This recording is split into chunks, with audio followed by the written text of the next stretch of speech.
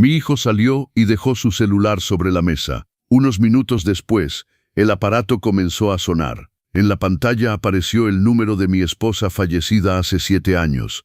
Temblando, abrí el mensaje. Lo que leí casi detiene mi corazón. Nunca he creído en fantasmas, ni en señales del más allá, ni en espíritus que regresan a atormentar a los vivos. Me llamo Enrique Morales, tengo 68 años y siempre he sido un hombre pragmático. Pero lo que sucedió ese jueves por la tarde lo cambió todo, absolutamente todo. Eran aproximadamente las 3 de la tarde. Estaba en la sala doblando ropa limpia que acababa de sacar de la secadora. El aroma suavizante de lavanda aún perfumaba el aire. La televisión estaba encendida en algún programa cualquiera, más por la compañía que por verdadero interés. Mi hijo Tomás estaba en su cuarto, guardando su mochila con esa prisa habitual. Trabaja como jefe de sección en una tienda departamental del centro comercial. Siempre apurado, siempre tarde, siempre distante. «Papá, me voy. Hablamos al rato», gritó desde el pasillo, su mochila ya colgada al hombro. Antes de que pudiera responder algo, escuché la puerta de entrada cerrarse de golpe. Tomás se había ido como un huracán, como siempre. Suspiré. Mi hijo y yo, bueno, nuestra relación nunca ha sido de las más cálidas. Desde que su madre murió hace 7 años, parece que un muro invisible se levantó entre nosotros. He intentado derribar ese muro todos los días, pero él no ha hecho más que apilar más ladrillos. Regresé a doblar la ropa. Un suéter azul, una toalla blanca, una sábana rosa. Movimientos mecánicos, repetitivos, reconfortantes. Fue entonces cuando escuché el sonido. Ring, ring, ring, ring. Un celular sonando. Miré la mesita de centro y vi el aparato de Tomás vibrando e iluminándose con insistencia. Mi primera reacción fue ignorarlo. No eran asuntos míos, pero el teléfono siguió sonando. 1 vez, 2 veces, 3 veces. Quien llamaba era insistente. Debe ser de su trabajo, pensé mientras me levantaba del sillón. Caminé hasta la mesa, listo para simplemente cortar el timbre y dejar que la llamada fuera al buzón de voz. Pero cuando miré la pantalla, mi corazón literalmente se saltó un latido. Ahí, en letras blancas sobre fondo oscuro, estaba escrito: llamada entrante, María Morales. María, mi esposa, muerta hace 7 años. Mis piernas flaquearon. Me aferré al borde del sillón para no caer. No era posible. Tenía que ser un error, una coincidencia macabra, alguien con el mismo nombre. Pero no, yo conocía ese número. Todavía estaba grabado en mi memoria como un tatuaje invisible. Su celular, el que la policía me devolvió después del accidente, apagado para siempre, guardado en un cajón hasta que encontré el valor para cancelar el plan. El teléfono siguió sonando. Mi mano temblaba tanto que casi dejé caer el aparato. Con un dedo húmedo, deslicé la pantalla para contestar.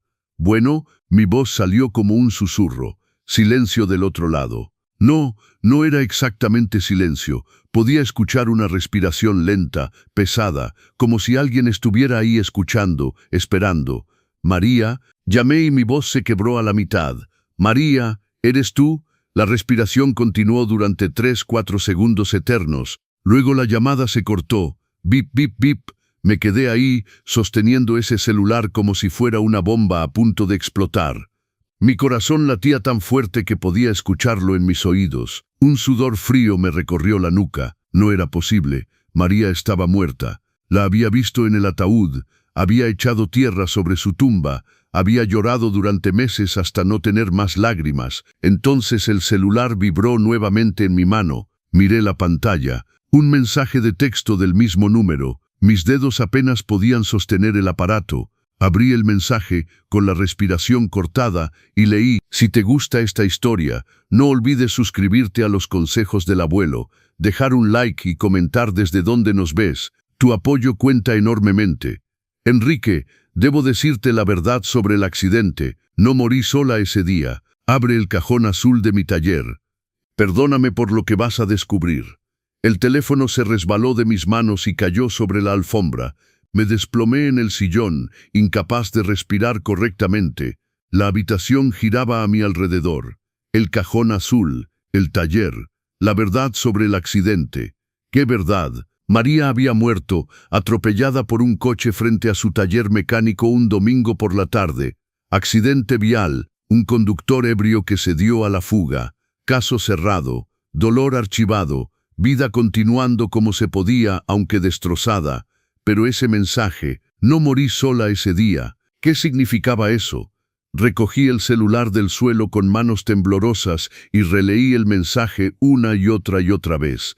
Cada palabra era una puñalada, cada letra un misterio que me arrastraba hacia un abismo del que ignoraba su existencia. Había alguien más con ella en el accidente, alguien que también murió, alguien de cuya existencia yo no sabía nada. Mi mente comenzó a crear teorías desesperadas. Tal vez un ladrón o un cliente del taller, o no. Había algo peor en ese mensaje. Algo que mi corazón ya sabía pero que mi cabeza se negaba a aceptar. Perdóname por lo que vas a descubrir. ¿Perdonar qué? ¿Descubrir qué? Miré las paredes de mi sala. Las viejas herramientas de María todavía estaban colgadas ahí. Una llave inglesa oxidada, unas pinzas, un martillo de hule, reliquias sagradas de una mujer que había amado más que a mí misma, o había amado a una mujer que nunca realmente existió. Me levanté del sillón tambaleándome. Tenía que salir de ahí, tenía que ir hasta ese maldito taller, tenía que abrir ese cajón azul porque algo me decía que una vez que lo hiciera, mi vida nunca volvería a ser la misma, y tenía absolutamente razón. Antes de contarles lo que encontré en ese cajón azul, necesitan entender quién era María Morales, o mejor dicho, quién yo creía que era. Crecí con María. Ella era mecánica, dueña de su propio taller que había heredado de su padre. No éramos ricos, pero nunca nos faltaba nada. Trabajaba de sol a sol, regresaba a casa oliendo a aceite de motor y metal caliente, pero siempre con esa sonrisa, siempre con una palmada en mi hombro, siempre diciendo, Enrique, tú eres lo mejor que he hecho en mi vida. Tomás nació 3 años después de nuestro matrimonio, un niño de cabello negro y ojos iguales a los de su madre. María lo cargaba sobre sus hombros, fingía ser un caballo, hacía voces chistosas solo para escucharlo reír. Era una buena madre. Al menos eso pensaba yo. Nuestra vida era simple, predecible, cómoda. Los domingos en casa de mi madre, que Dios tenga en su gloria, comiendo pozole y jugando baraja. Las vacaciones en julio en una playa de Jalisco, los cumpleaños con pastel de chocolate y sidral Mundet. No había lujos, pero sí mucho amor. O eso pensaba. El accidente ocurrió un domingo de septiembre. Hacía un calor infernal, todavía lo recuerdo. María había ido al taller para revisar un coche que había quedado pendiente. Siempre hacía eso. Era adicta al trabajo. Tomás, que tenía 18 años en ese entonces, estaba en su cuarto estudiando para el examen de la UNAM. Yo preparaba la comida. El teléfono sonó a las 11:37 de la mañana. Era la policía. Señor Morales, usted es el esposo de María Guadalupe Morales.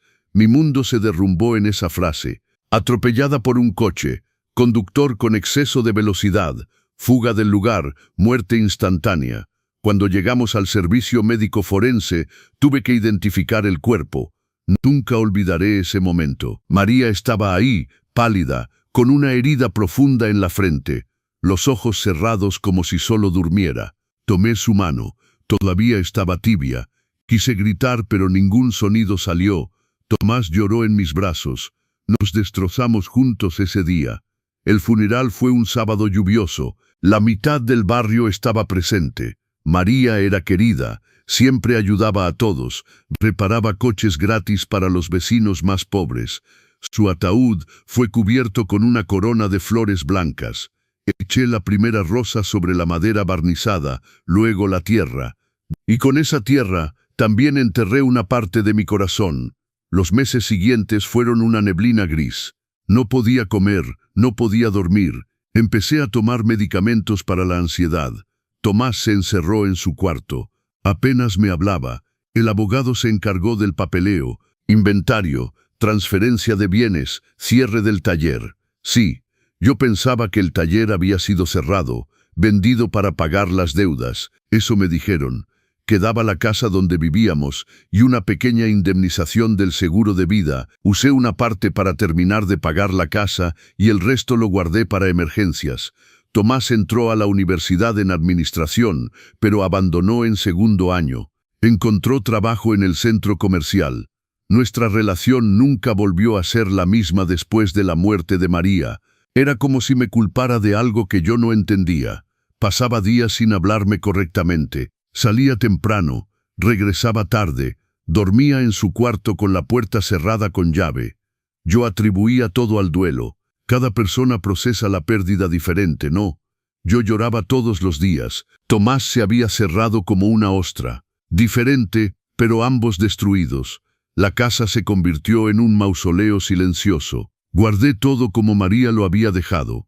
Sus herramientas colgadas en la pared de la sala como obras de arte. Su reloj de bolsillo de plata, herencia de su padre, la pieza más valiosa que teníamos, guardado en un estuche de terciopelo sobre mi cómoda. Lo sostenía cada noche antes de dormir, sintiendo el peso frío del metal, fingiendo que todavía podía escuchar su corazón latir a través del tic-tac.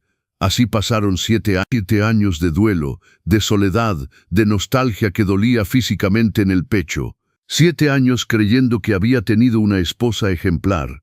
7 años honrando la memoria de una mujer que consideraba mi heroína. Hasta ese jueves, hasta que ese celular sonó, hasta que ese mensaje destruyó todo lo que creía saber de mi propia vida. No morí sola ese día, mientras sostenía el teléfono de Tomás en mi sala. Mirando esas palabras imposibles, una cosa se volvió clara en mi cabeza.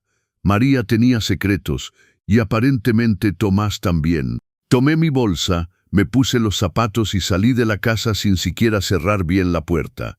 Tenía que llegar a ese taller. Tenía que abrir ese cajón azul, porque algo me decía que los últimos 7 años de mi vida habían sido una mentira.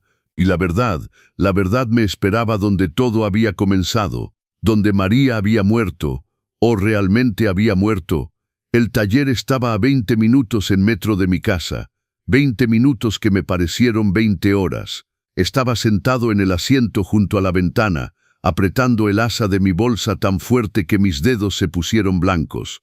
El mensaje seguía quemando en mi mente como hierro candente. Abre el cajón azul de mi taller. Me bajé 2 estaciones antes de la parada correcta. Mis piernas temblaban, pero tenía que caminar. Tenía que ganar tiempo para organizar mis pensamientos.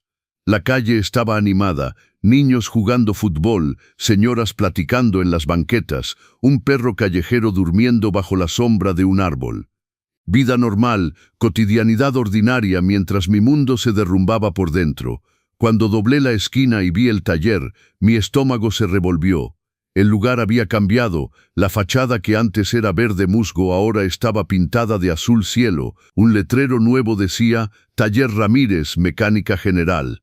Había coches estacionados enfrente, el ruido de herramientas resonaba desde adentro, la vida había continuado sin María, el mundo no se detuvo cuando mi esposa murió, solo yo había dejado de avanzar, respiré profundo y empujé la puerta. Un joven, no más de 25 años, apareció debajo de un tsuru blanco. Traía un overol cubierto de aceite y una sonrisa simpática. «Buenas tardes, señor. ¿Viene por algún coche?» «No, yo soy Enrique Morales. Mi esposa era dueña de este taller antes». Antes no pude terminar la frase. El joven entendió inmediatamente. «Ah, usted es el esposo de la señora Morales. Mis condolencias. La conocí solo de reputación, era muy respetada por aquí. Me llamo Rafa, compré el negocio hace unos 5 años. 5 años, no, 7. Entonces el taller estuvo cerrado 2 años después del fallecimiento de la señora Morales. ¿Por qué nadie me lo había dicho? Rafa, necesito un gran favor. Mi esposa guardaba cosas personales aquí, un cajón azul. ¿Sabes si todavía existe?» El joven se rascó la cabeza pensativo.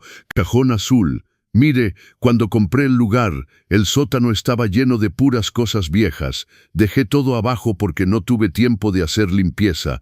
A lo mejor hay algo ahí. ¿Quiere bajar a ver?» Me llevó por la parte trasera del taller, por una escalera angosta de cemento que bajaba hacia un sótano húmedo. El olor a mojo me golpeó inmediatamente. Rafa encendió un foco amarillo y débil. Todo estaba ahí: cajas apiladas, llantas viejas, herramientas oxidadas, calendarios antiguos de taller colgados en la pared, y en la esquina izquierda, bajo una lona de plástico polvorienta, un gabinete de metal azul con un candado. Mi corazón se aceleró. ¿Es ese?, preguntó Rafa. Sí. Caminé hacia él como en cámara lenta. Retiré la lona. El cajón estaba cerrado con candado.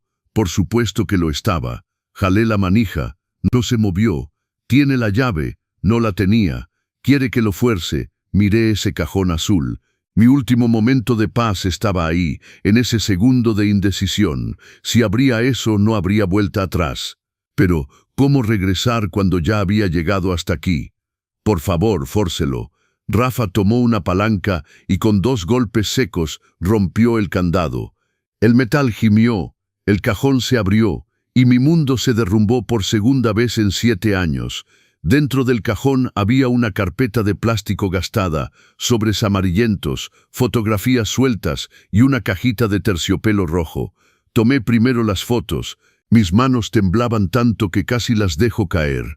Primera foto: María sonriendo al lado de una mujer que nunca había visto en mi vida. Era hermosa, cabello castaño lacio, lentes, sonrisa amplia. Estaban abrazadas en un restaurante. María traía puesta la camisa a cuadros azul que yo le había regalado para su cumpleaños número 60. Segunda foto: María cargando a un bebé en sus brazos. Una niña pequeña con vestido rosa. María miraba a esa criatura con un amor que yo reconocía. Era la misma forma en que miraba a Tomás cuando era pequeño. Tercera foto: María, la mujer desconocida y el bebé. Una familia posando en una sala que no era la nuestra. Felices. Dejé caer las fotos al suelo. Señor, ¿se encuentra bien? La voz de Rafa parecía venir de muy lejos. No respondí. Tomé los sobres. Abrí el primero con dedos que apenas me obedecían. Recibos.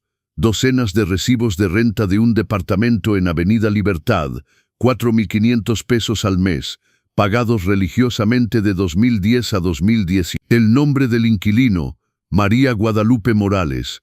Mi esposa mantenía un departamento del que yo nunca supe la existencia.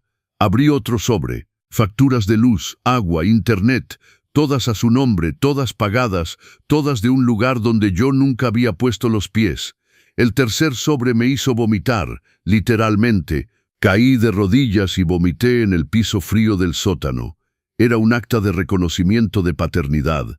Registro civil. Fecha 14 de marzo de 2012.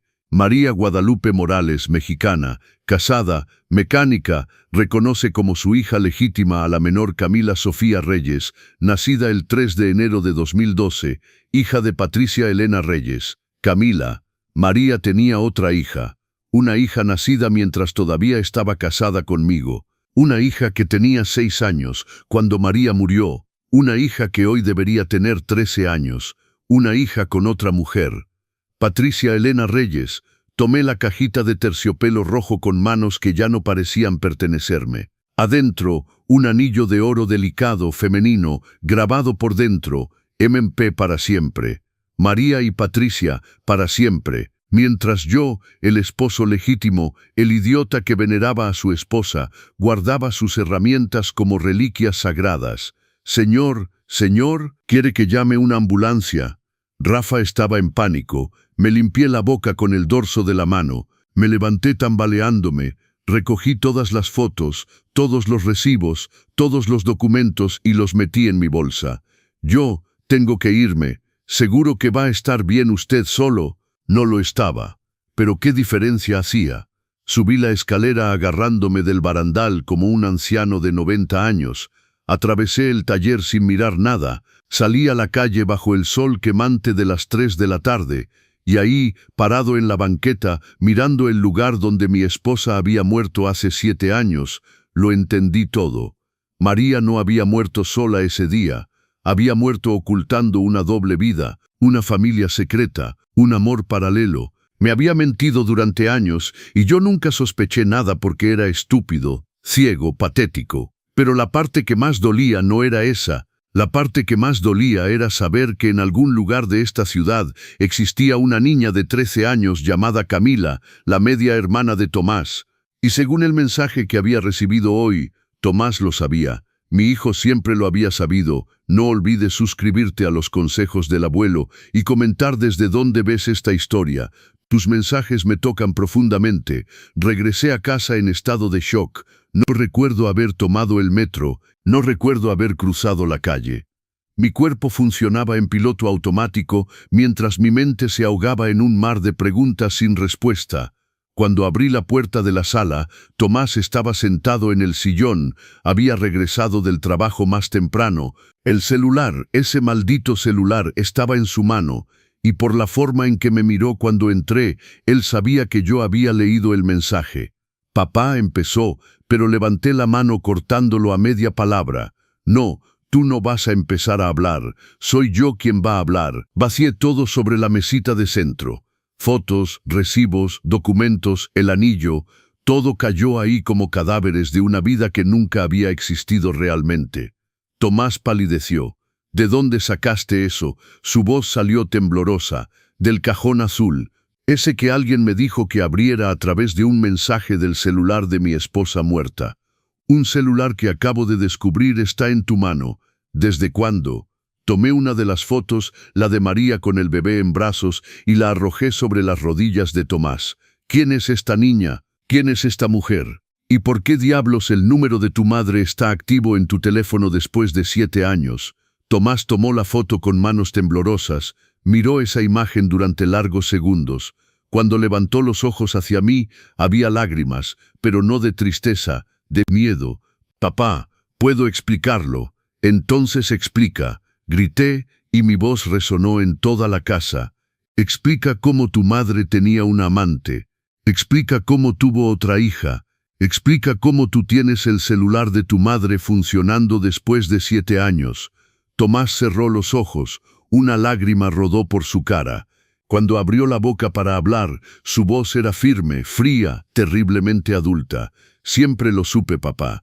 Desde mis 16 años. El suelo se abrió bajo mis pies. ¿Qué? Mamá me lo dijo. Me hizo sentarme en el taller un día. Me compró un milkshake de chocolate y me contó todo sobre Patricia, sobre Camila, sobre la vida que llevaba lejos de aquí. Mi voz salió en un murmullo ronco. ¿Por qué? ¿Por qué te lo contó? Tomás se limpió las lágrimas con el dorso de la mano. Porque la descubrí mintiendo. Vi mensajes en su teléfono. La confronté. No tuvo opción. Me pidió que guardara el secreto. Dijo que no quería hacerte daño. Dijo que tú no soportarías la verdad. Y tú guardaste el secreto. Exploté. Tenías 16 años, Tomás. Y guardaste un secreto así de tu propio padre mientras tu madre me mentía. Era un niño. Estaba aterrado. Mamá me hizo jurar. Dijo que si tú te enterabas, harías una depresión nerviosa. Dijo que iba a arreglar todo, que iba a terminar con Patricia, que solo necesitaba tiempo. Tiempo. Tuvo 7 años de tiempo. Tomás se levantó del sillón, llorando abiertamente ahora. Lo sé que debí decirte, pero era solo un adolescente asustado que no quería destruir a la familia. Y después de su muerte, papá, pensé, ¿para qué decirlo ahora? ¿Por qué lastimarlo con algo que ya no tiene vuelta atrás? Tomé el acta de reconocimiento de paternidad y la puse bajo su nariz. Camila Sofía Reyes, nacida en 2012, tu media hermana. ¿Sabías que existía todo este tiempo? Tomás desvió la mirada. Lo sabía. ¿Y el celular? ¿Por qué tienes el celular de tu madre? Respiró profundamente. Después del accidente, tomé el teléfono antes de que la policía te lo devolviera. Cambié las tarjetas SIM. Te di el que ella usaba aquí en casa. Me quedé con el que usaba para hablar con ella. Con ella, repetí incrédulo. Entonces has mantenido contacto con esa Patricia, con esa niña. Tomás asintió, cabeza baja. Camila me buscó hace 3 años. Tenía 10 años. Descubrió mi existencia. Quería conocer a su medio hermano. Yo no pude negarme, papá. Ella también había perdido a su madre. Estaba sola, tratando de entender. ¿Sola? Reí sin humor. ¿Y yo qué? No estaba solo, llorando todas las noches, trabajando hasta que me dolían las manos, haciendo reparaciones a domicilio para pagar las cuentas mientras tú tenías una tía secreta y una madrastra que yo ni siquiera sabía que existía. No es una madrastra. Patricia nunca se casó con mamá. Ah, ¿qué diferencia hace eso? Levanté las manos al cielo. Tu madre mantenía una familia paralela, Tomás, una casa, una hija, una vida que no nos incluía, y tú lo sabías y me dejaste ahí como un idiota, colgando sus herramientas en la pared, guardando su reloj como si fuera la reliquia de una santa. Tomás sollozó. Papá, lo siento. Lo sientes, mi voz era ronca de tanto gritar. Me traicionaste, Tomás. Eres mi hijo, debiste estar de mi lado. Pero elegiste proteger la memoria de una mujer que nos mintió durante años. Estaba tratando de protegerte, gritó de vuelta. La amabas tanto, papá. Vivías para esa mujer. Si te hubiera dicho la verdad después de su muerte, te habrías quebrado, habrías entrado en depresión. Tal vez hasta tú. No terminó la frase, pero entendí. Tal vez me habría matado. Eso es, completé con una calma aterradora. Eso es lo que piensas de mí, que soy tan débil que no podría sobrevivir a la verdad. No es eso, es exactamente eso. Ustedes dos, tú y tu madre, me trataron como si fuera de cristal, frágil, incapaz, mientras yo sostenía esta casa sobre mis hombros, trabajando, encargándome de todo, sobreviviendo. Ustedes pensaban que yo no soportaría saber que mi propia esposa me mentía. Tomé mi bolsa, metí todos los documentos dentro. ¿A dónde vas?, preguntó Tomás asustado. Avenida Libertad número 42, el departamento que mi esposa mantenía. Voy a conocer a esa Patricia y voy a mirar a los ojos a la niña que ella prefirió tener con otra mujer. Papá, no hagas eso ahora, estás enojado. Tú, estoy furioso y voy a seguir furioso hasta tener todas las respuestas que merezco. Tú puedes quedarte aquí protegiendo los secretos de los muertos. Yo voy a buscar la verdad de los vivos. Caminé hacia la puerta. Antes de salir, me volteé hacia Tomás una última vez. ¿Sabes cuál es la peor parte de todo esto? No es descubrir que mi esposa me mintió. Es descubrir que mi propio hijo me traicionó también. Y eso duele más que cualquier amante secreta podría doler. Tomás se desplomó en el sillón llorando. Cerré la puerta y salí. Mi vida se había convertido en una pesadilla. Pero si algo había aprendido ese día, es que las pesadillas no terminan cuando te despiertas, continúan, y a veces empeoran. Avenida Libertad estaba del otro lado de la ciudad. Tomé 2 líneas del metro, 1 hora y media de trayecto. 1 hora y media para repetir lo que iba a decir, para imaginar cómo sería mirar a los ojos a la mujer que se había acostado con mi esposa durante años, para tratar de preparar mi corazón para conocer a la hija bastarda de María. Pero cuando me bajé frente al edificio, un edificio de clase media, 6 pisos, fachada beige con ventanas blancas, me di cuenta de que nada podría prepararme para esto. Departamento 3, 3er piso. Subí por las escaleras porque el elevador estaba descompuesto. Cada escalón era una tortura. Mis piernas pesaban toneladas. Mi corazón latía tan fuerte que dolía. Me detuve frente de la puerta 30 Zor. Respiré profundo y toqué el timbre. Pasos del otro lado. La puerta se abrió y ella estaba ahí. Patricia Elena Reyes. La mujer de las fotos, pero 7 años más vieja. Debía tener unos 55 años. Cabello castaño ahora con algunos hilos grises, amarrado en una cola de caballo floja, lentes sobre la punta de la nariz. Traía una blusa sencilla de algodón y unos jeans, hermosa de una manera discreta, el tipo de mujer que pasa desapercibida en la calle. Cuando me vio, palideció. «Enrique», murmuró. «¿Sabes quién soy?», pregunté sorprendido. María me mostró fotos, muchas fotos. Eso fue como una bofetada. «¿Puedo entrar?». Mi voz salió firme, pero por dentro estaba hecho pedazos. Patricia dudó. Luego abrió la puerta completamente. «Pasa». El departamento era pequeño pero cómodo. Sala y cocina integradas, un sillón café de tela gastada, un librero con libros apilados sin orden, olor a café recién hecho. En la pared, fotos enmarcadas, María en varias de ellas, sonriendo, abrazada con Patricia. cargando a Camila en diferentes edades. Una vida entera que se había desarrollado sin que yo lo supiera. «¿Café?», ofreció Patricia, incómoda. «No vine aquí a tomar café, vine por respuestas». Ella asintió y se sentó en una silla. Me hizo señas de que me sentara también en el sillón. Me quedé de pie. «¿Cuánto tiempo?», pregunté directamente. 8 años, de 2010 hasta el accidente. «¿Te amaba?». Patricia miró sus propias manos. «Sí, a su manera sí, a su manera», repetí. «¿Cuál era esa manera?». «Mentir, engañar, mantener 2 familias como si fuera lo más normal del mundo». «María era complicada», empezó, pero la interrumpí. «No me vengas con psicología barata. Era una mentirosa, una traidora». Patricia levantó los ojos hacia mí y por primera vez vi algo en ella que no era miedo ni vergüenza. Era cansancio, un agotamiento profundo. «¿Crees que fue fácil para mí saber que la mujer que amaba regresaba cada noche con su esposo? Cenar en Navidad sola con mi hija porque su madre tenía que estar con la familia verdadera. Cumpleaños, días festivos, fines de semana, siempre compartirte con ustedes. Compartir», reí sin humor. «No compartiste nada, robaste años de mi vida. Robaste el dinero que debió usar para nosotros. Robaste la lealtad que me debía». «Yo no robé nada». Patricia se levantó por primera vez mostrando las uñas. «María me buscó. Ella eligió estar conmigo. Nadie le puso una pistola en la cabeza. Y tú sabías que tenía un esposo». Silencio. «¿Sabías?», insistí. «Sí», admitió bajando la cabeza. «Desde el principio. Eso me dio ganas de golpear algo. ¿Qué clase de mujer hace eso? ¿Qué clase de persona destruye conscientemente una familia? El tipo que estaba sola desde hacía años», gritó Patricia de vuelta, los ojos nublados. «El tipo que trabajaba 12 horas al día como enfermera y regresaba a una casa vacía. El tipo que nunca había sido realmente amada hasta conocer a María». «Amada», escupí la palabra. «No te amaba. Si te amara, habría dejado a su familia. Te habría asumido. Iba a hacerlo», dijo ella, y eso me atravesó como un cuchillo.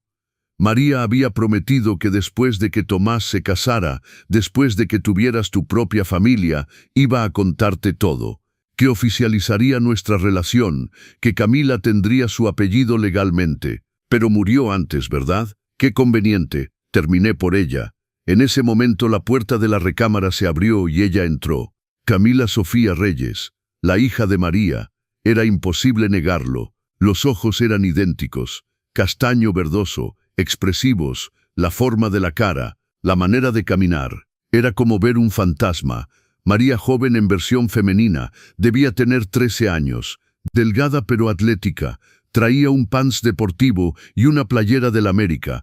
Parecía alguien que acababa de despertarse. Cabello alborotado, ojos hinchados.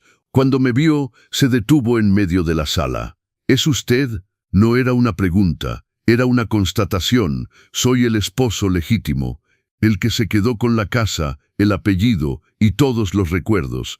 Mientras que tú, ¿qué tuviste exactamente?». Camila no se dejó desestabilizar por mi veneno. «Tuve los recuerdos, los fines de semana que pasaba aquí, los partidos de fútbol que veíamos juntas, los consejos que me daba sobre la vida». «¿Consejos?», reí. «¿Qué clase de consejo?». «Hija, cuando crezcas destruye familias». «Enrique, basta», pidió Patricia, pero Camila levantó la mano haciendo callar a su madre. «Señor Morales, entiendo su enojo, pero debe saber una cosa. Mi mamá me amó, no de la manera tradicional, no con mi nombre en el acta de nacimiento al principio, pero estuvo presente, me crió, y antes de morir se detuvo», la voz ronca. «Antes de morir estaba ahorrando dinero para comprar una casa más grande y finalmente asumir nuestra familia públicamente. Tenía planes, repetí incrédulo, y yo entraba en esos planes como el esposo desechado». Camila dio 2 pasos en mi dirección. «Usted entraba como el hombre que ella respetaba, pero a quien ya no tenía nada que demostrarle. Perdón por ser directa, pero es la verdad.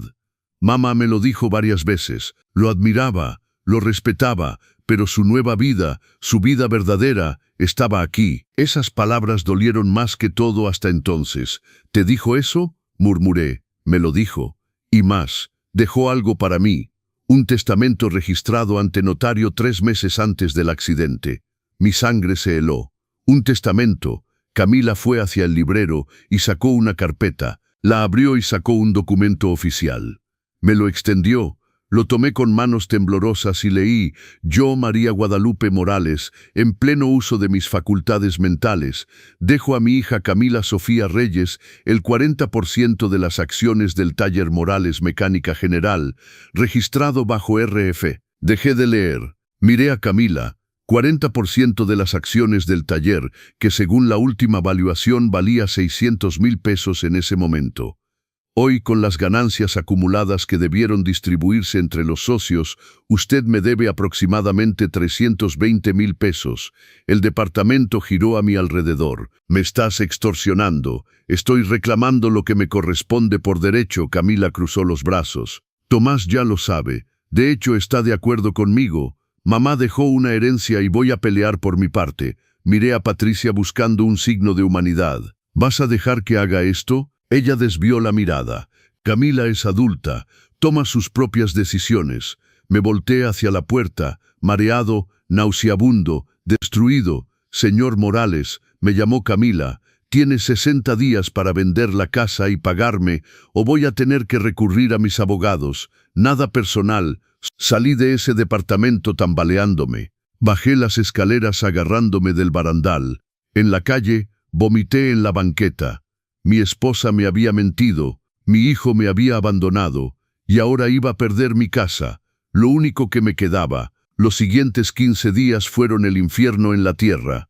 Camila no estaba fanfarroneando. Una semana después de ese encuentro maldito, recibí una citación judicial. Sobre beige entregado por un actuario que tocó a mi puerta a las 8 de la mañana un lunes. Acción de reconocimiento y disolución de sociedad.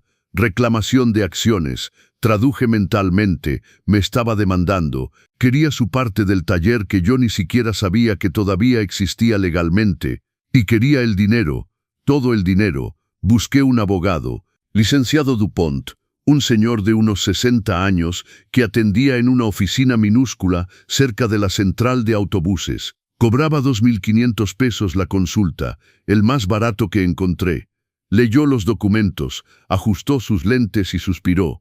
Señor Morales, voy a ser honesto. Su caso es sólido. Testamento registrado ante notario, reconocimiento de paternidad regularizado, documentación de la empresa en orden. Si el taller estaba activo cuando su esposa falleció, técnicamente ella es coheredera.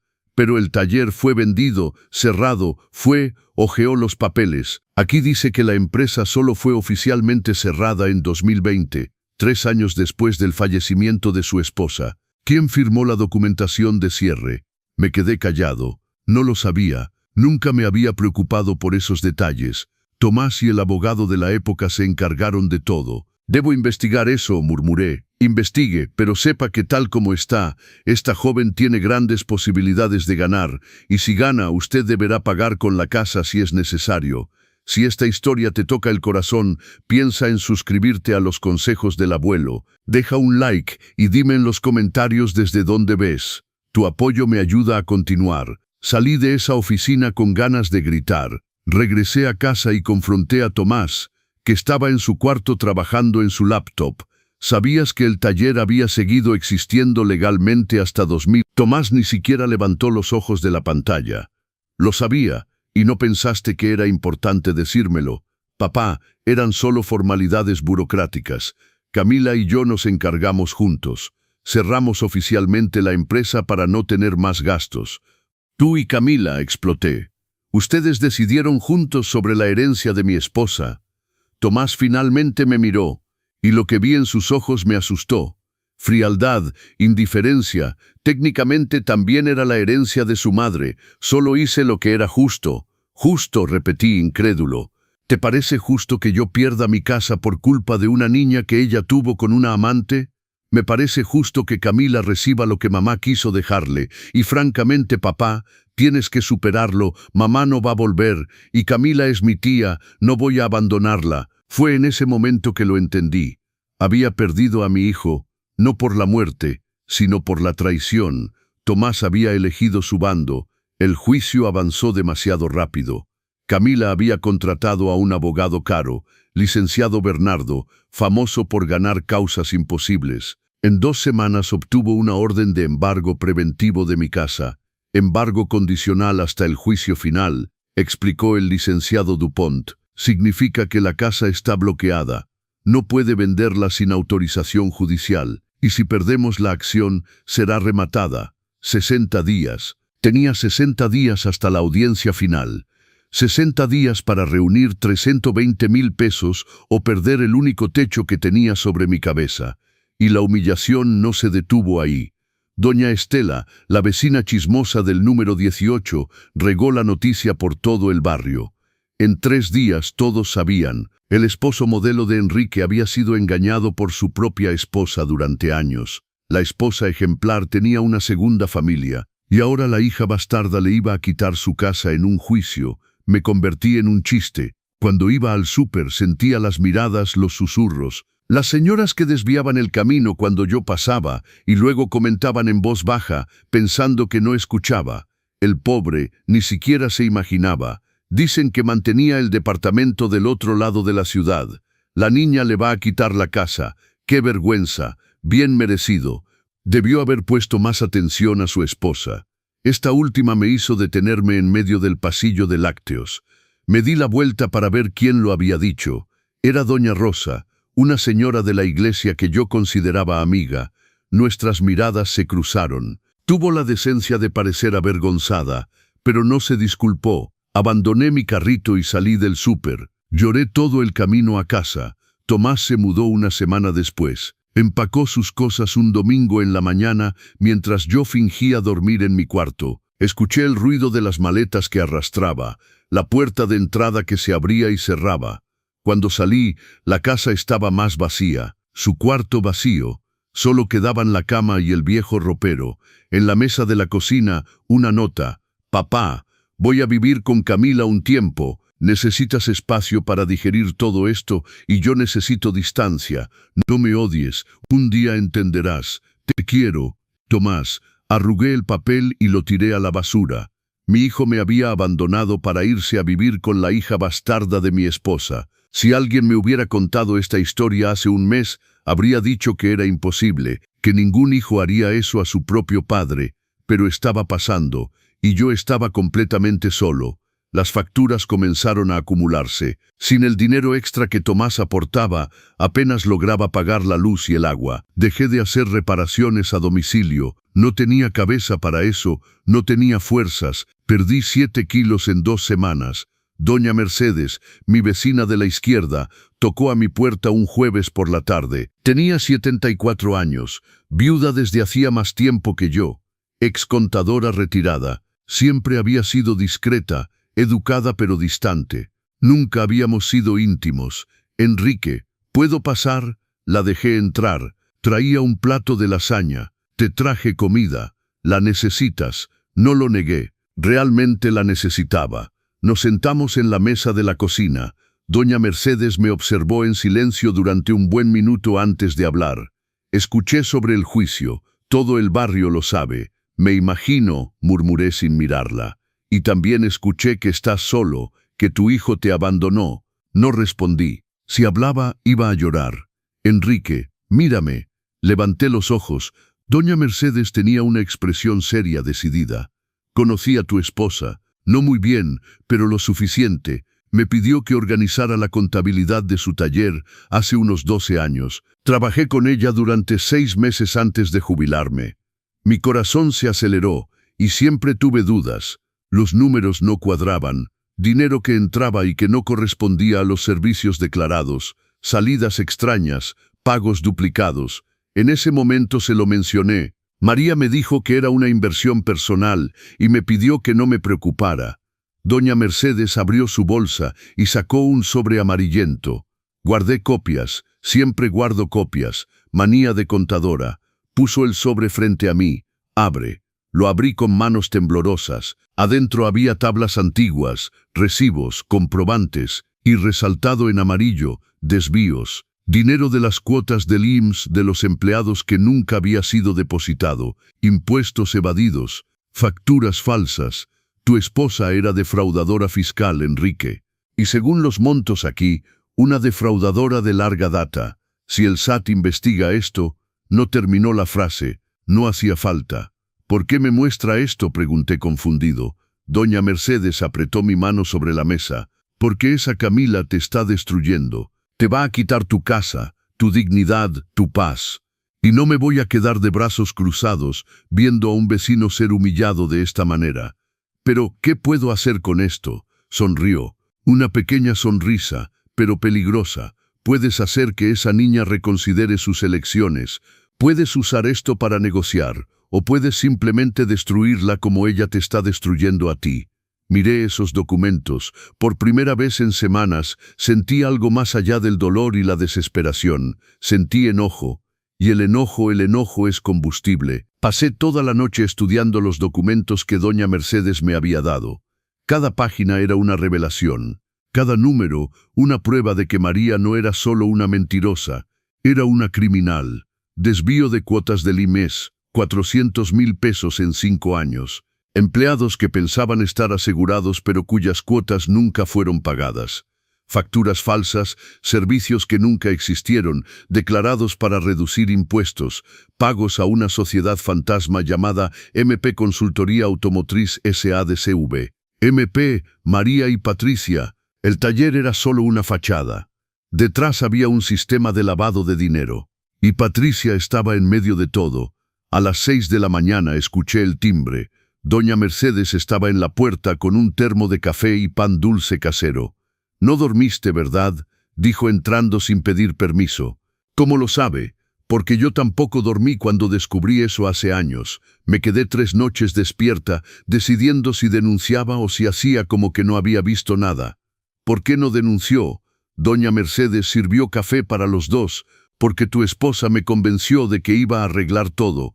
Dijo que iba a regularizar todo, pagar las deudas, cerrar la sociedad fantasma». Promesa de mujer asustada. Tomó un sorbo, pero murió antes, y guardé los documentos pensando que algún día podrían ser útiles. Hoy descubrí que tenía razón. Extendí las tablas sobre la mesa. «Doña Mercedes, si llevo esto al SAT, ¿qué pasa? Investigación retroactiva, multas astronómicas, embargo de bienes, y si se prueba que Camila usó dinero de este origen ilícito». Ella responde también. «Tenía 6 años cuando esto comenzó. No se le puede responsabilizar». «Ah, pero sí». Doña Mercedes tomó una de las hojas. «Mira aquí, 2019. Camila tenía 7 años. Esta transferencia de 55,000 pesos de la cuenta de la sociedad fantasma hacia su cuenta personal. Firmó como socia consultora. Sabía de dónde venía el dinero. Mi corazón se aceleró. ¿Está segura?». «Absolutamente. Y hay más». Sacó su celular y buscó durante unos minutos. «Anoche me metí a investigar sus redes sociales. La niña no es discreta». Me mostró la pantalla. Instagram de Camila Sofía Reyes. Perfil público. Foto de una camioneta Jeep negra reluciente. «Mi nuevo juguete. 65,000 pesos bien invertidos», decía el pie de foto. Fecha: hace 3 meses. Más fotos. Viaje a Cancún. Hotel 5 estrellas. Ropa de marca, reloj Cartier en la muñeca. ¿De dónde una niña de 13 años saca dinero para esto?, preguntó doña Mercedes retóricamente. «Trabaja, sí, como ayudante en un despacho contable. Salario, 2.800 pesos al mes, según su perfil de LinkedIn. Eso no alcanza ni para el enganche de esa camioneta». «Está usando el dinero de la herencia», murmuré. «Exacto. Y probablemente parte del dinero sucio que María desvió, lo que significa que es cómplice. Tal vez no intencionalmente en el pasado, pero ciertamente ahora». Me quedé callado pensando. «Enrique, tienes 2 opciones», dijo doña Mercedes seriamente. «Opción 1, te dejas destruir, pierdes la casa, pagas lo que no debes, te conviertes en el pobre tipo del barrio para siempre». Hizo una pausa. «Opción 2, contraatacas. Usas esta información para protegerte. Le muestras a esa niña mimada que se metió con la persona equivocada». «No sé hacer eso. Nunca he sido de pelear, de tener conflictos. Siempre he sido el pacificador, el que cede. «Y mira dónde te ha llevado eso». Doña Mercedes sostuvo mi barbilla, forzándome a mirarla a los ojos. «Te ha llevado a ser engañado, humillado y desahuciado. Es hora de dejar de ser una víctima y empezar a ser un guerrero». «¿Pero cómo? No entiendo nada de leyes, de juicios. Yo sí entiendo, y conozco a alguien que puede ayudarte». 2 horas después estaba en la oficina del licenciado Olivier Fuentes, piso 12 de un edificio comercial del centro. Oficina amplia, biblioteca de caoba llena de códigos jurídicos, diplomas enmarcados en la pared. El licenciado Fuentes tenía unos 48 años. Cabello canoso en las sienes, traje gris impecable, reputación de ser implacable en casos de delitos financieros. Doña Mercedes me platicó la situación, dijo ajustando sus lentes, y analicé los documentos que me envió por email. Interesante, muy interesante. ¿Puedo hacer algo con esto?, pregunté lleno de esperanza. Puede y debe. Abrió una carpeta. Primero, fraude fiscal comprobado, delito previsto en el Código Fiscal de la Federación. Pena de 2 a 5 años. Segundo, desvío de cuotas del IMES, Código de Seguridad Social.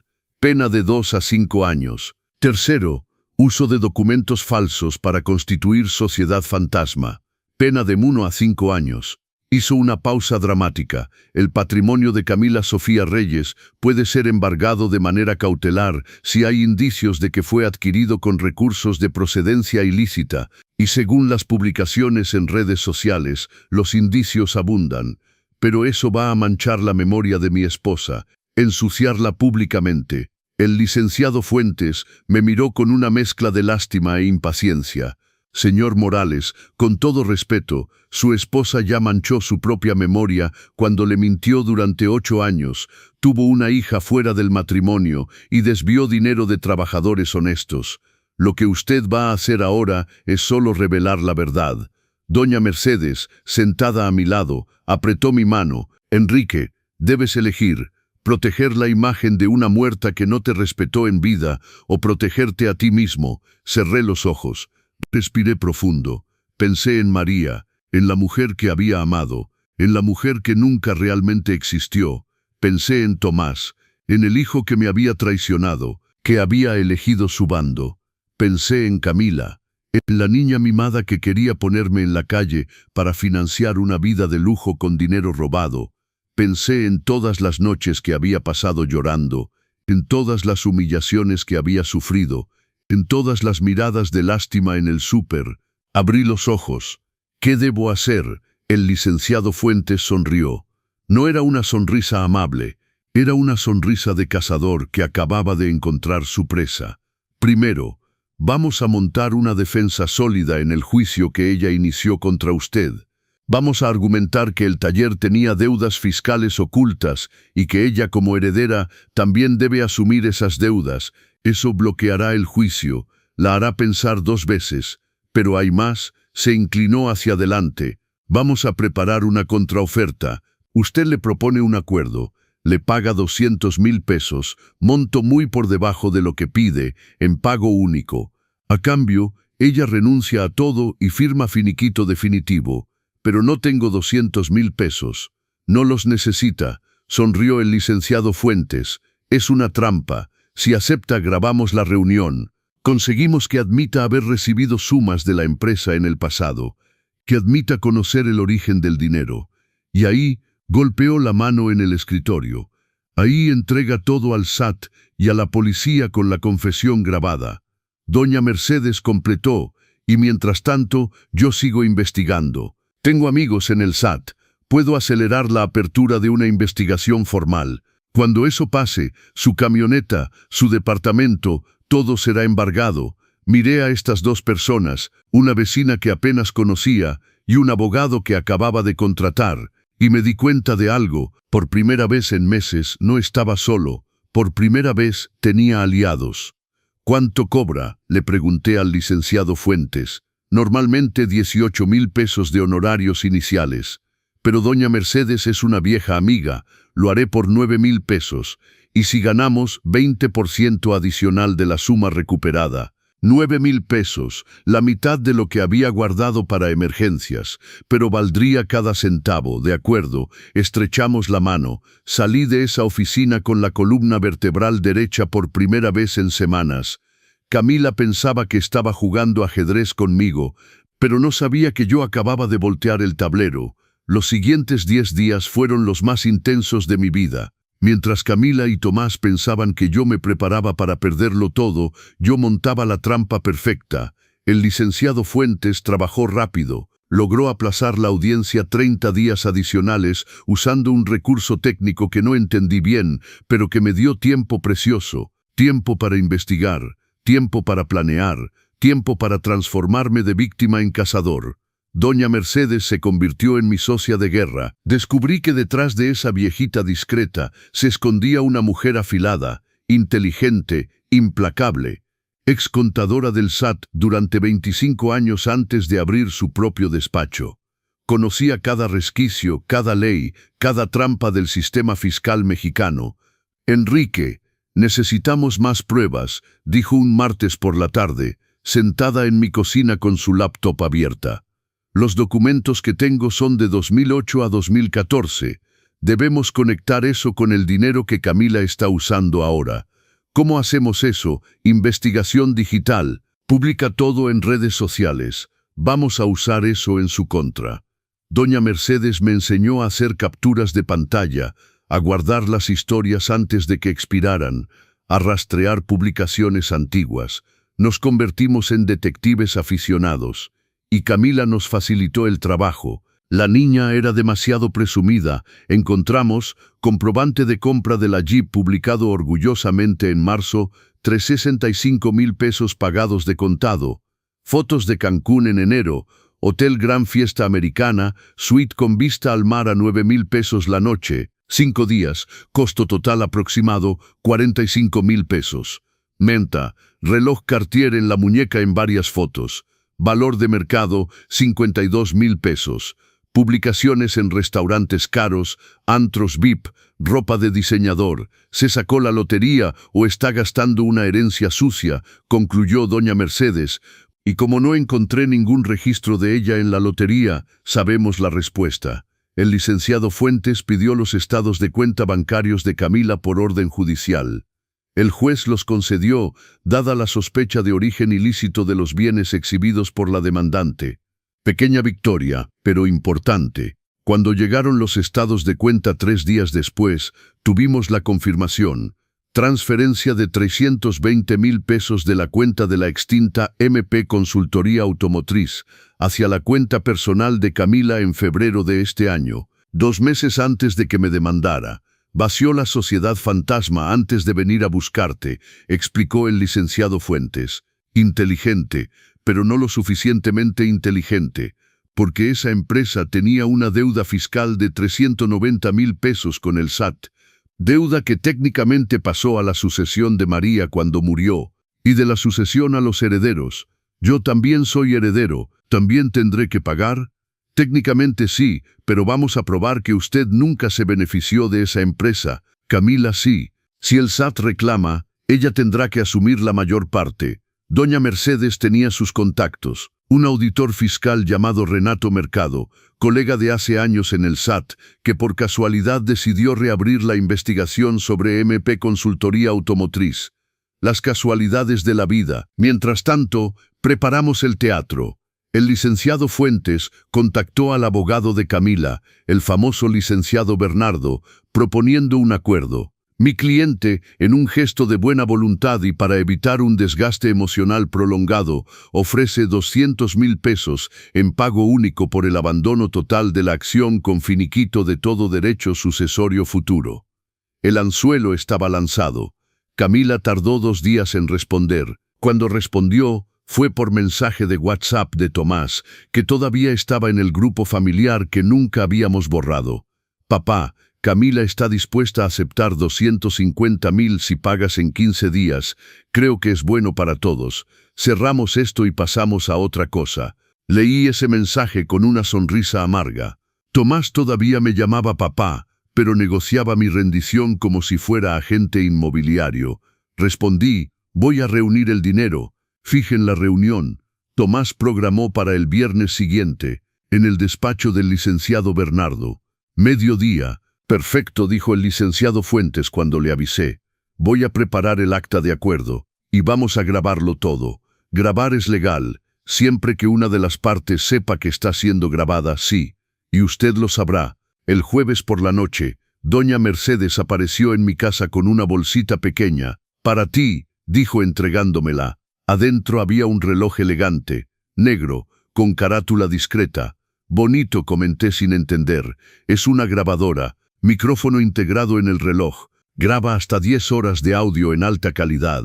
Lo compré por internet. Llegó hoy. Miré ese reloj con asombro. Me está convirtiendo en espía. Te estoy convirtiendo en sobreviviente, corrigió. Póntelo en la reunión. Déjalos hablar. Entre más hablen, mejor. Pasé la noche ensayando. El licenciado Fuentes me había dado un guión de preguntas que debía hacer de manera casual. Camila, ese dinero que reclamas, ¿ya has usado parte de la herencia de tu mamá para algo? ¿Cómo lograste comprar esa camioneta nueva? La vi en tus fotos. Está increíble. Patricia, ¿sabías de dónde venía el dinero que María te daba? Preguntas inocentes, trampas mortales. El viernes por la mañana me desperté a las 5, ducha larga. Planchado de la ropa más sobria que tenía, traje azul marino, zapatos boleados, cabello bien peinado. Debí haberme vencido, frágil, resignado. Me puse el reloj grabador. Presioné el botoncito escondido en el lateral. Una lucecita verde parpadeó una vez. Estaba grabando. Doña Mercedes me llevó en su coche al centro. El licenciado Fuentes nos esperaba en la puerta del edificio. ¿Listo?, preguntó. Listo. Subimos. Piso 14. Despacho amplio, moderno, con vista a la ciudad. El licenciado Bernardo nos recibió con un apretón de manos firme. Señor Morales, arreglemos esto de manera civilizada. Eso espero. Camila y Tomás ya estaban ahí, sentados lado a lado en el sillón de piel. Camila en traje sastre gris, cabello recogido, postura confiada. Tomás con camisa negra, ojos bajos, manos entrelazadas sobre sus rodillas. Cuando me vio, Tomás levantó los ojos. Hubo un destello de algo. Culpa, arrepentimiento, pero solo duró medio segundo. Papá, comenzó. Tomás, respondí secamente. Ya no tenía lágrimas para esta traición. Nos sentamos todos alrededor de la mesa de juntas. El licenciado Bernardo abrió una carpeta. Bien, vayamos directo al punto. Mi clienta acepta el monto ofrecido, 250,000 pesos, bajo algunas condiciones. Pasó los siguientes 10 minutos explicando términos legales. Yo fingía escuchar, pero mi mente estaba concentrada en el reloj, en la grabadora, en la trampa que se cerraba. Cuando terminó, jugué mi carta. Antes de firmar, necesito entender algo, dije con voz voluntariamente temblorosa. Camila, ¿ya has recibido dinero de la herencia de tu mamá? Porque si es así, tal vez ese monto debería descontarse. Camila intercambió una mirada rápida con el licenciado Bernardo. El abogado asintió discretamente. He recibido algunas sumas, sí, admitió. Mamá dejó una cuenta con unos 40,000 pesos, y también había acciones de su antigua empresa que fueron vendidas. Eso fue hace tiempo. Ahí estaba, primera confesión grabada. ¿Qué empresa?, pregunté haciéndome el inocente. MP Consultoría. Era una prestadora de servicios que tenía además del taller. ¿Y usaste ese dinero para qué? Camila sonrió orgullosamente. Invertí bien. Compré una camioneta. Hice un viaje. Guardé el resto. Mamá siempre me decía que debía disfrutar la vida. Segunda confesión. Confirmación del uso de los recursos. Tomás se movió incómodo en su silla. Él era más inteligente que Camila. Él sentía que algo no andaba bien. Papá, ¿podemos solo firmar y terminar con esto?, preguntó. Una pregunta más, insistí. Patricia, ¿dónde está? ¿No viene a firmar también? Patricia no es heredera, respondió el licenciado Bernardo.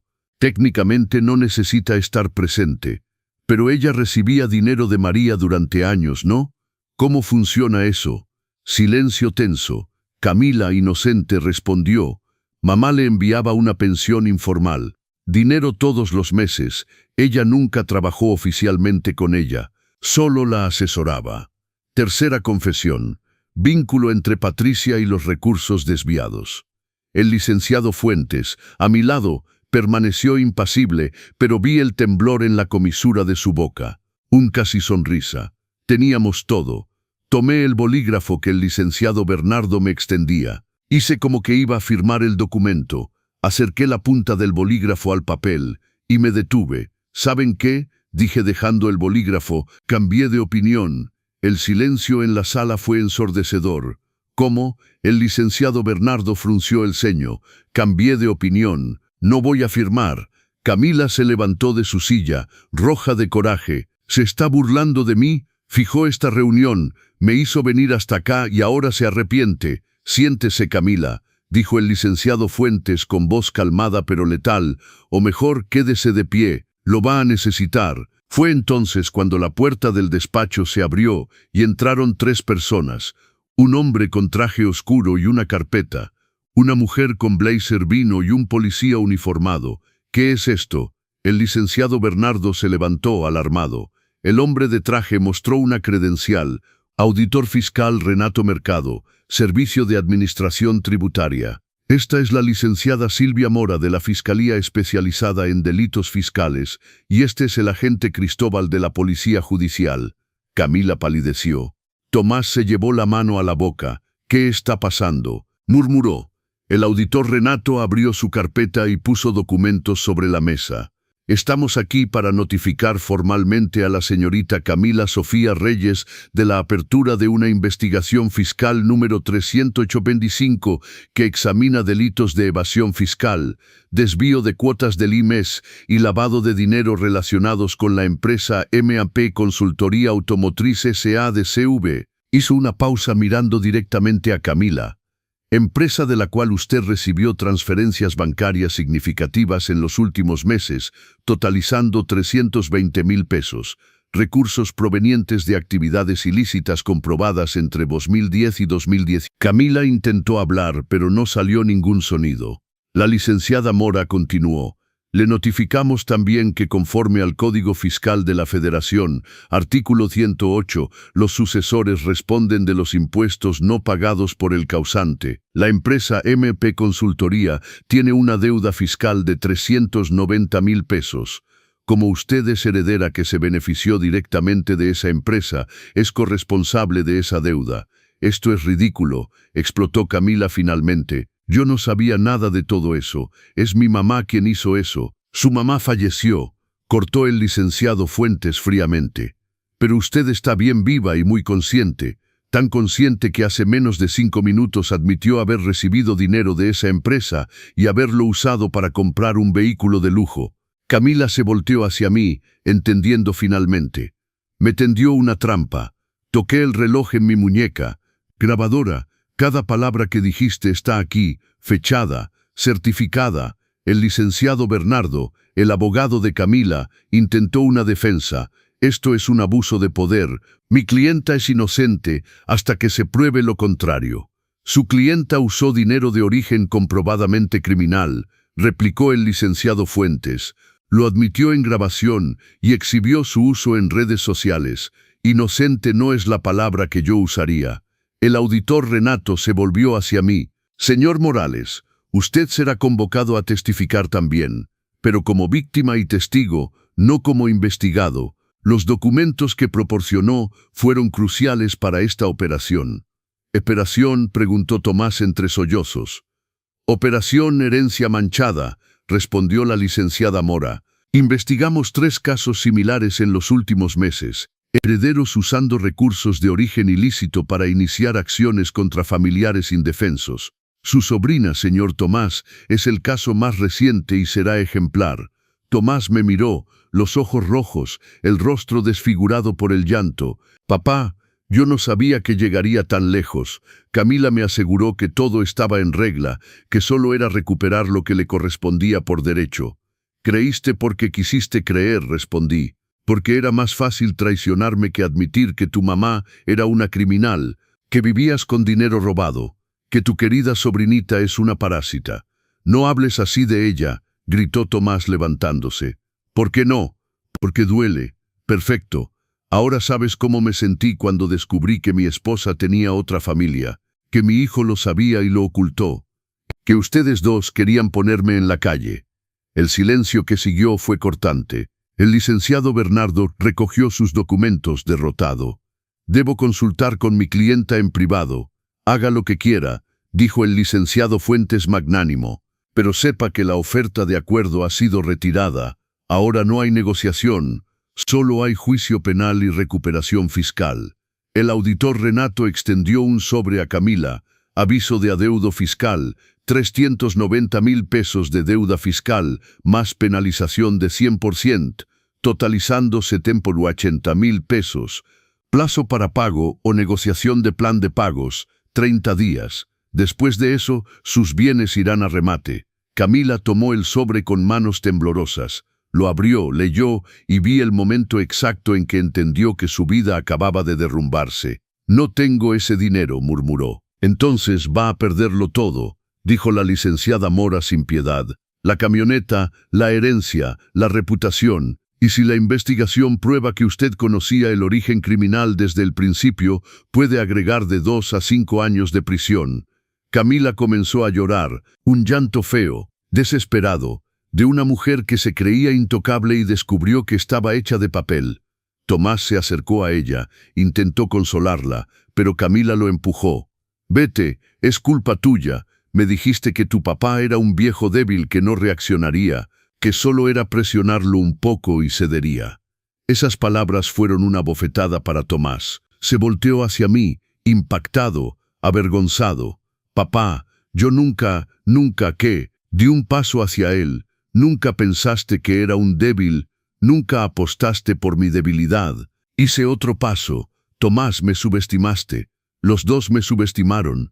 Pensaron que porque lloré, porque sufrí, porque fui engañado, sería presa fácil». Me quité el reloj grabador de la muñeca y lo puse sobre la mesa. Pero no lo soy. Soy un hombre que fue empujado más allá del límite. Y cuando eso pasa, uno no se derrumba. Uno se convierte en acero. Miré a Camila una última vez.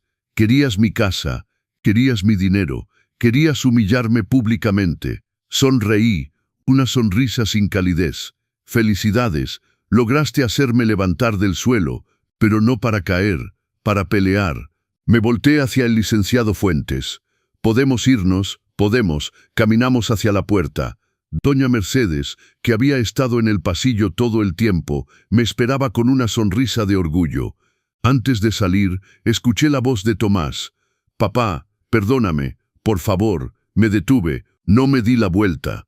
«Cuando aprendas a respetar a quien te crió, tal vez lo considere. Hasta entonces, sabes dónde encontrarme. En la casa que intentaste quitarme». Salimos. La puerta se cerró detrás de nosotros. En el elevador que bajaba, doña Mercedes apretó mi mano. «Fuiste perfecto». Estaba muerto de miedo. El miedo es bueno, significa que estás vivo. Cuando salimos del edificio, el sol de la tarde me cegó por un segundo. Respiré profundo. Libre, finalmente libre. No olvides suscribirte a los consejos del abuelo, dejar un like y comentar desde dónde ves. Tu apoyo cuenta enormemente para mí. 3 meses pasaron desde ese día en el despacho. 3 meses que lo cambiaron todo. Camila fue condenada a 1000 horas de trabajo comunitario y a devolver 160,000 pesos al fisco, monto que el SAT logró rastrear como efectivamente desviado y comprobadamente usado por ella. La Jeep fue rematada. El dinero revertido para pagar parte de la deuda fiscal. Obtuvo un plan de pagos en 120 mensualidades para el resto. Pagará hasta los 23 años. La última vez que supe de ella, vivía en un departamento rentado de una recámara en el Estado de México. Trabajaba como ayudante contable y tomaba el Mexibus para ir al trabajo. La vida de lujos había terminado. El Instagram en privado, las fotos borradas, el silencio de la vergüenza. Patricia perdió el departamento de Avenida Libertad. Estaba a su nombre, así que entró en el proceso de recuperación fiscal como bien para rematar. Se mudó con su hermana a Puebla. Escuché que volvió a trabajar como enfermera de noche para sobrevivir. Nunca la volví a ver personalmente. Y no tengo ningún deseo de verla. Y Tomás fue la parte más dolorosa de toda esta historia. 10 días después de la reunión, apareció en mi puerta. Era un domingo por la mañana. Yo estaba regando las plantas del jardín cuando escuché el timbre. Abrí. Él estaba ahí, demasiado delgado, ojeras profundas, ropa arrugada. «Papá, ¿puedo entrar?» Me quedé en la puerta sin moverme. «Depende, ¿vienes a disculparte o a culparme?» Comenzó a llorar ahí mismo en el umbral. «Lo arruiné todo, perdí a mi tía, te perdí a ti, casi pierdo mi empleo porque no podía concentrarme. Papá, me arrepiento tanto». Una parte de mí quería abrazarlo, la parte que todavía era padre, que todavía recordaba al niño pequeño que dormía abrazado a mí cuando tenía pesadillas, pero la otra parte, la parte que había sido apuñalada por la espalda, levantó un muro. «Tomás, no perdiste a tu tía, perdiste la ilusión de quién era. Camila siempre fue una aprovechada, solo que no quisiste verlo. Lo sé ahora, y no me perdiste porque me traicionaste. Me perdiste porque elegiste creer en ella en lugar de confiar en mí. Tu propio padre». Se limpió la cara con el dorso de la mano. «¿Cómo puedo arreglar esto?» Respiré profundo. «No puedes. No ahora. Tal vez nunca». Vi el dolor en su cara, pero continué. «Tienes que aprender, Tomás. Aprender que la lealtad familiar no es ciega, que defender a alguien no significa aceptar el mal que esa persona hace, que el respeto se construye, pero se destruye mucho más rápido. Pero eres mi papá. Lo soy, y siempre lo seré. Pero eso no significa que voy a olvidar lo que hiciste. Tienes 25 años, Tomás. Eres adulto. Debes entender que las decisiones tienen consecuencias. Entonces nunca me perdonarás». Me apoyé contra el marco de la puerta.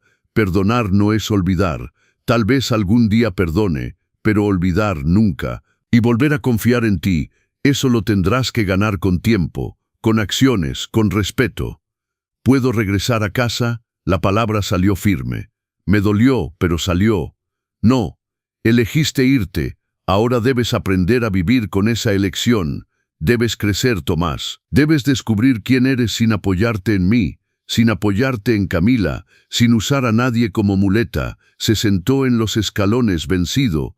«Te amo, papá. Yo también te amo, pero el amor no es suficiente cuando no hay respeto». Cerré la puerta suavemente. Me apoyé contra ella del otro lado y lloré mucho, porque decir no a un hijo es lo más difícil que un padre puede hacer, pero a veces es necesario. 2 meses después recibí una carta de él, escrita a mano. 3 páginas de disculpas sinceras, de reflexión, de reconocimiento de errores. No respondí. Todavía no estaba listo, pero guardé la carta en un cajón, tal vez algún día. Mientras tanto, mi vida tomó un giro completamente diferente. Usé los 160,000 pesos que Camila fue obligada a devolver. El SAT revirtió el monto a mi favor como restitución a la víctima de delito fiscal. Con ese dinero renové la casa, pinté las paredes de un amarillo suave que siempre había querido. Cambié los muebles viejos, bajé las herramientas de María de la pared de la sala. No las tiré, pero las guardé en el sótano. Ya no eran un altar, solo eran fierros oxidados del pasado. El reloj de plata de María, ese que guardaba con tanto cuidado, lo vendí en una casa de subastas por 37,000 pesos. Usé el dinero para inscribirme en cursos de carpintería, porque tenía un plan. Doña Mercedes me dio la idea. «Enrique, sabes reparar cosas maravillosamente bien. Te he visto arreglar tus propios muebles. ¿Por qué no conviertes eso en un verdadero negocio?» Y eso hice. Renté el garaje de la casa que nunca había usado y lo transformé en un pequeño taller. Carpintería Enrique. Nada elegante.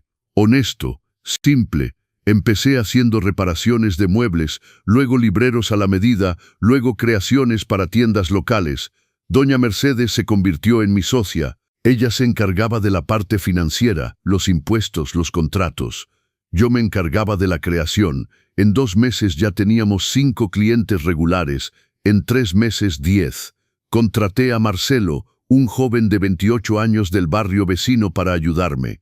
Trabajaba rápido y bien, le pagaba 7,500 pesos al mes, salario justo, con contrato laboral, IMES, todo en regla. Por primera vez en décadas estaba orgulloso de mí mismo. No era el hijo de alguien, No era el viudo patético. Mi esposa Silvia había muerto de cáncer 2 años antes que María.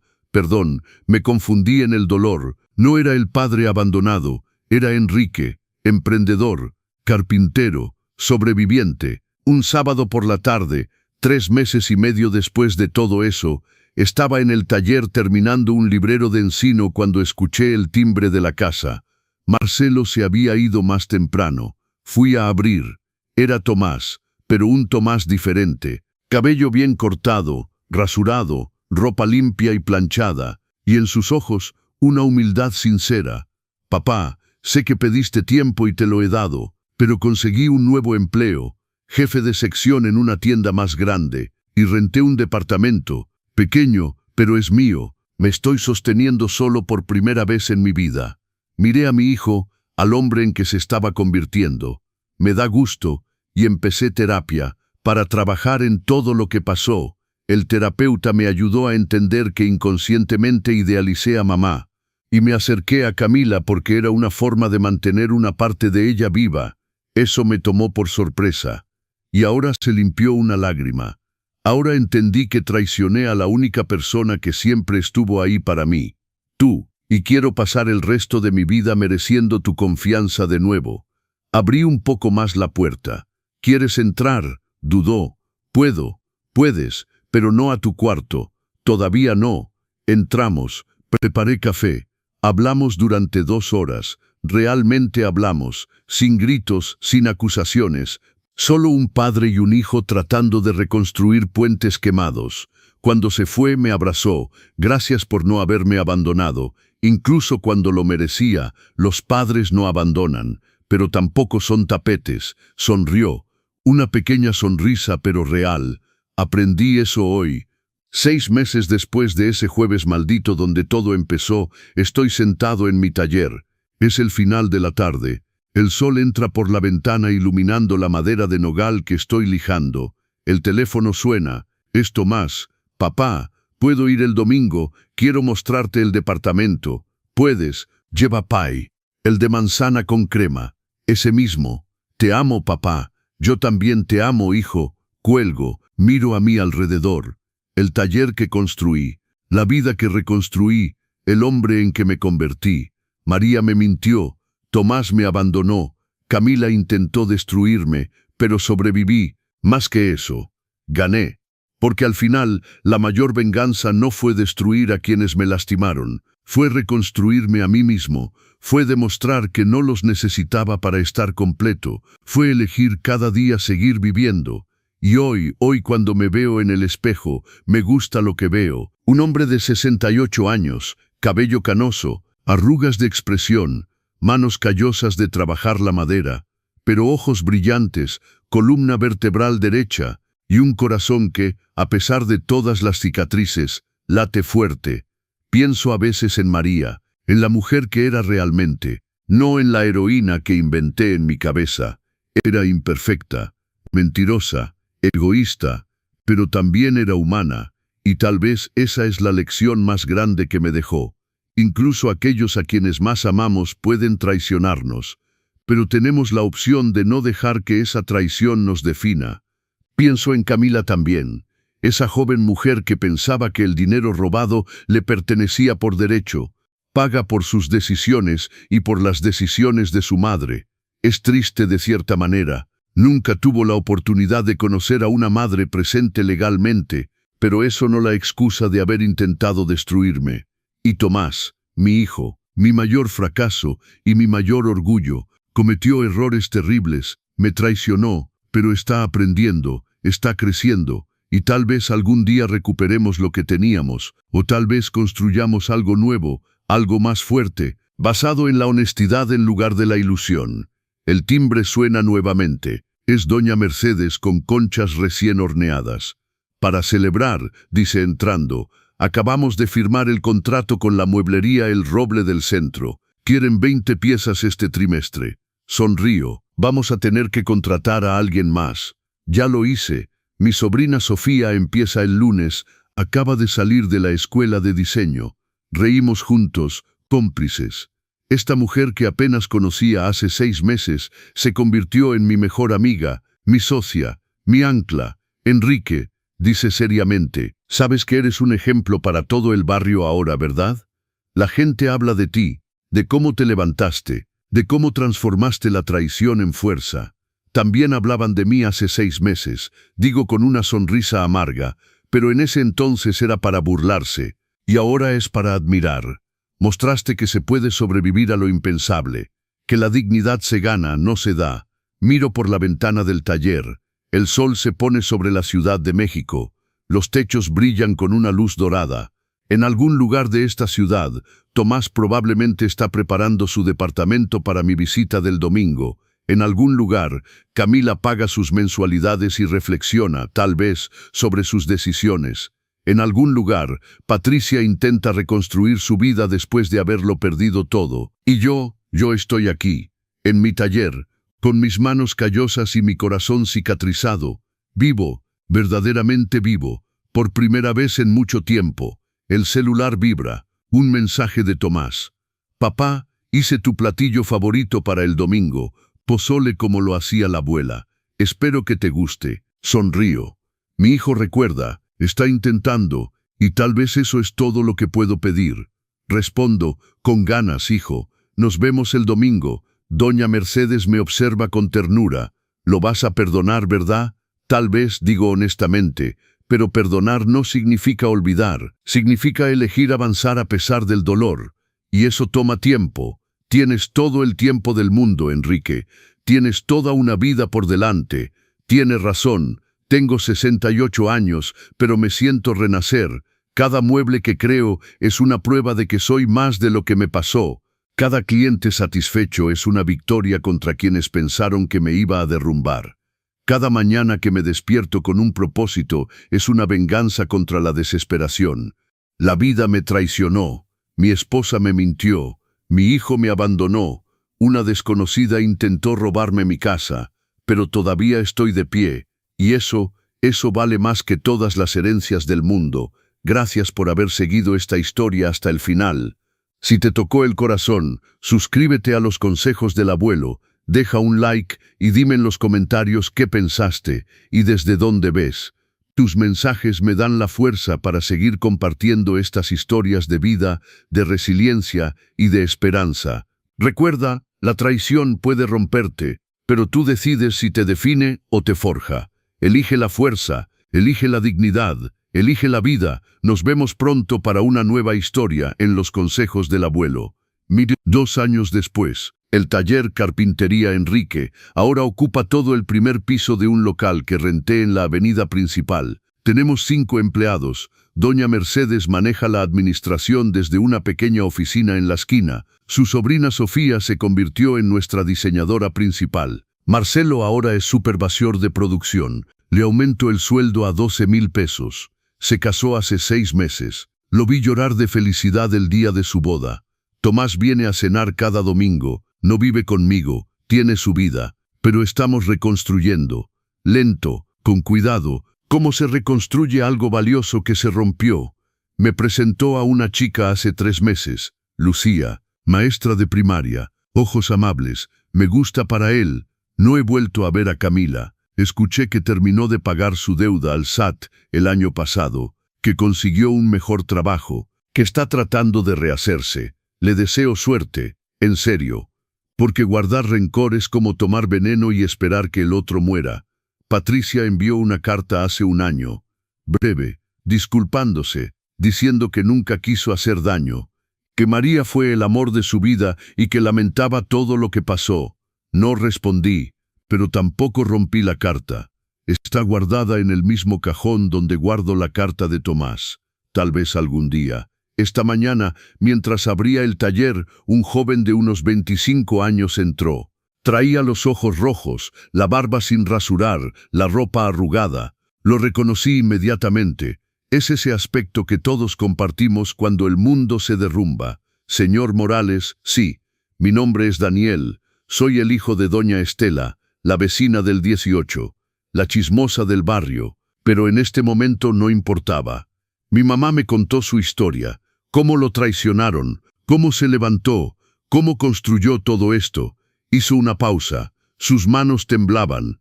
Acabo de descubrir que mi esposa me engañó con mi mejor amigo durante 2 años. 2 años viviendo una mentira. Tenemos un hijo de 1 año. Y ahora no sé si siquiera es mío. La voz se le quebró. Estoy destrozado. No sé cómo seguir. No sé si quiero seguir. Todo duele. Cada respiración duele.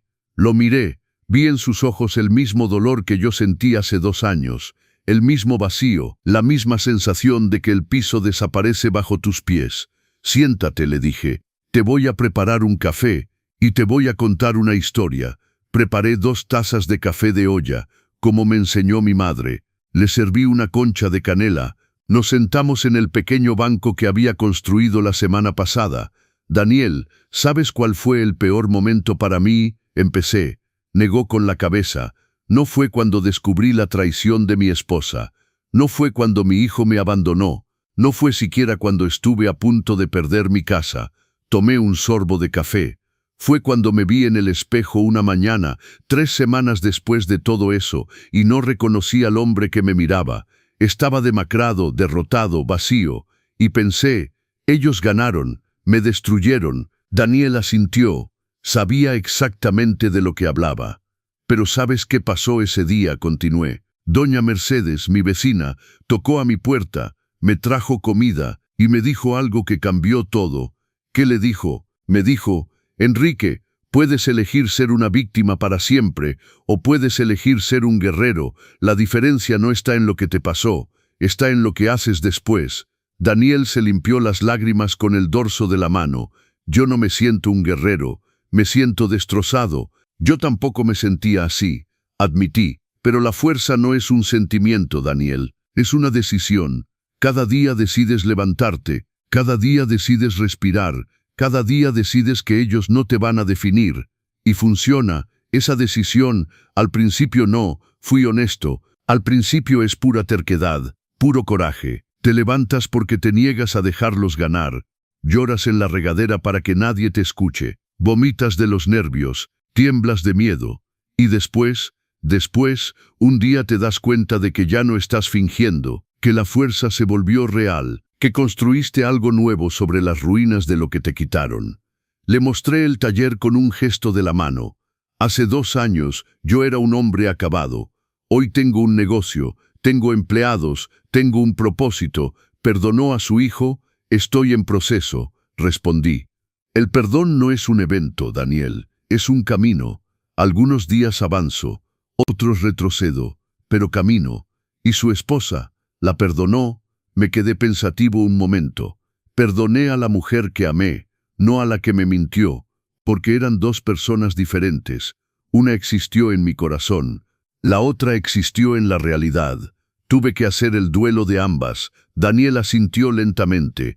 ¿Puedo preguntarle algo? Claro, ¿vale la pena? Todo este dolor, este esfuerzo, esta lucha, ¿vale la pena seguir? Lo miré directo a los ojos. Daniel, en 2 años vas a estar sentado exactamente donde yo estoy ahora, y va a llegar alguien como tú está hoy. Roto, perdido, sin esperanza, y vas a poder decirle, sí, vale la pena, porque yo lo viví, y sobreviví, y ahora mira todo lo que construí. ¿Estás seguro? No, admití, pero tengo fe. Fe en que el dolor no es permanente. Fe en que somos más fuertes de lo que creemos. Fe en que incluso en la oscuridad más profunda siempre hay una salida. Se quedó callado un largo rato, bebiendo su café, mirando el taller. ¿Necesita ayuda aquí?, preguntó de repente. ¿Sabes trabajar madera? No, pero puedo aprender. Necesito hacer algo con mis manos. Necesito construir algo, porque por dentro me siento destruido. Sonreí. Ven mañana a las 8. Te voy a enseñar a lijar. Es lo más básico, pero también es lo más importante, porque lijar es quitar las imperfecciones hasta encontrar la belleza que estaba escondida debajo. Como una metáfora, como una terapia. Se levantó, me dio la mano. Gracias, señor Morales. Llámame Enrique. Y Daniel, una cosa más. Sí, no tomes ninguna decisión importante durante los primeros 6 meses. Ni sobre tu matrimonio, ni sobre tu hijo, ni sobre nada. Deja que el polvo se asiente, deja que las emociones se calmen, y entonces con la mente clara decide. ¿Eso hizo usted? No, admití, y cometí errores. Por eso te lo digo, aprende de mis equivocaciones. Asintió y salió. Lo vi caminar por la calle, los hombros un poco menos caídos que cuando entró. Porque eso es lo que hacemos los que sobrevivimos. Compartimos, ayudamos, mostramos que es posible, que la traición no es el final, es solo el comienzo de algo nuevo, si tú decides hacerlo así. Esa noche, mientras cerraba el taller, me quedé un momento parado en la puerta mirando todo lo que había construido. Las mesas de trabajo, las herramientas ordenadas, los muebles a medio terminar que serían entregados la próxima semana, el olor a madera fresca y barniz.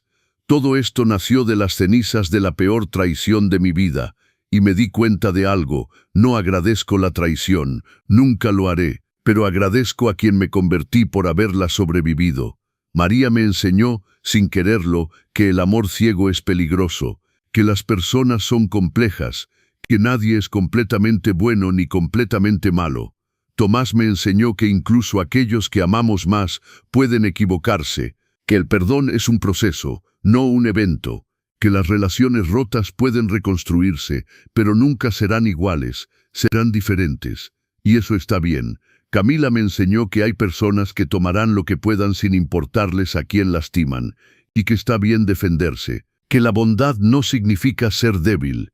Y doña Mercedes, esa mujer maravillosa que apenas conocía, me enseñó que los ángeles a veces vienen disfrazados de vecinas viejitas con platos de lasaña y documentos de contabilidad.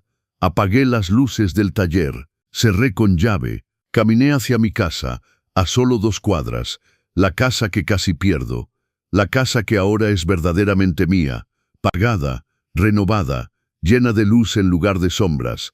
Mañana es domingo, Tomás vendrá a comer, tal vez traiga a Lucía.